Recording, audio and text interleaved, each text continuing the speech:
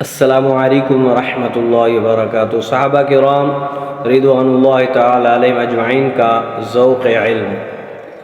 حضرت براء بن عازب رضی اللہ تعالی عنہما نے فرمایا، حدیث سماعت فرمائیں، لیس کلنا سمع حدیث رسول اللہ صلی اللہ علیہ وآلہ وسلم كانت لنا ضيعة وأشغال ولكن الناس كانوا لا يكذبون يومئذ فيحدث الشاهد الغائب۔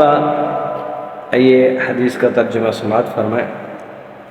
فرماتے ہیں، ہم میں ہر ایک نے رسول اللہ صلی اللہ علیہ وآلہ وسلم سے براہ راست احادیث نہیں سنی۔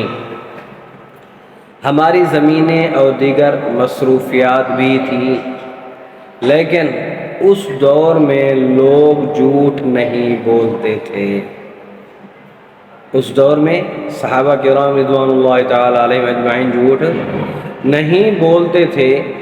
جو بارگاہ نبوی میں حاضر ہوتے وہ دوسروں تک احادیث پہنچا دیتے تھے۔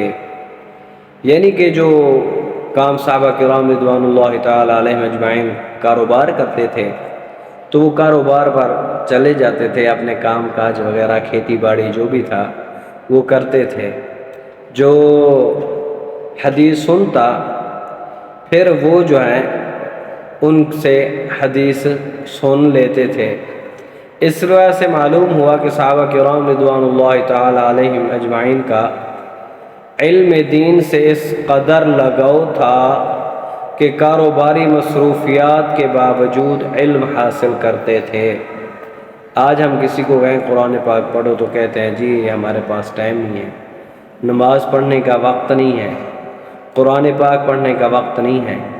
تو صحابہ کرام رضوان اللہ تعالی علیہم اجمعین جو ہے تو پھر آگے کیا ہوا، کئی حضرات نے آپس میں باریاں مقرر کر رکھی تھی۔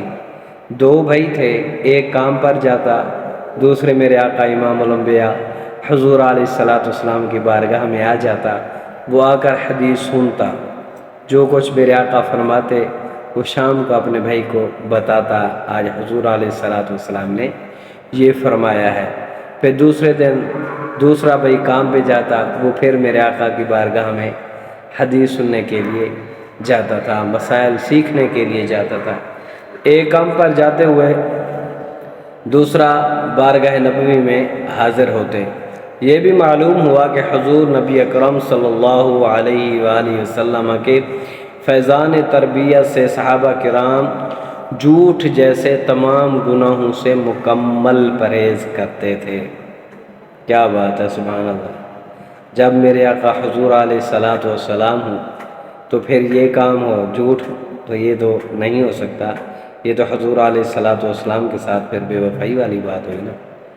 تو آگے احادیث مبارکہ اور مسائل شرعیہ بیان کرنے میں بڑے محتاط تھے۔ کہتے ہیں جی فلانے نے یہ کہا، فلانے نے یہ کہا، تو وہ خیال کرتے تھے، کیونکہ حضور علیہ الصلوۃ والسلام کا جو فرمان تھا تو وہ ہی بیان کرتے تھے، جھوٹ نہیں بولتے تھے۔ تو صحابہ کرام رضوان اللہ تعالی علیہم اجمعین کی طرح ہمیں بھی چاہیے کہ ہم بھی علم دین سیکھیں، قرآن پاک پڑھیں، نماز پڑھیں، تو انشاءاللہ علم پڑھنے کی، نماز پڑھنے کی برکت سے اللہ تعالیٰ کاروبار میں برکتیں عطا فرمائے گا۔ یہ ویڈیو اچھی لگے ضرور سبسکرائب کریں، شیئر کریں اور لائک کریں۔